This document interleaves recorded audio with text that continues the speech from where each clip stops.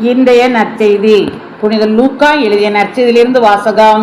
அதிகாரம் 17, இறைவார்த்தைகள் 5 முதல் 10 முடிய. திருத்தூதர்கள் ஆண்டவரிடம், எங்கள் நம்பிக்கையை மிகுதியாக்கும் என்று கேட்டார்கள். அதற்கு ஆண்டவர் கூறியது, கடுகளவு நம்பிக்கை உங்களுக்கு இருந்தால் நீங்கள் இந்த காட்டு அத்தி மரத்தை நோக்கி, நீ வேரோடு பெயர்ந்து போய் கடலில் வேரூன்றி நில் என கூறினால் அது உங்களுக்கு கீழ்ப்படியும். உங்கள் பணியாளர் உழுதுவிட்டோ மந்தையை மேய்த்து விட்டோ வயல்வெளியில் இருந்து வரும்போது அவரிடம், நீர் உடனே வந்து உணவருந்த அமரும் என்று உங்களில் எவராவது சொல்வாரா?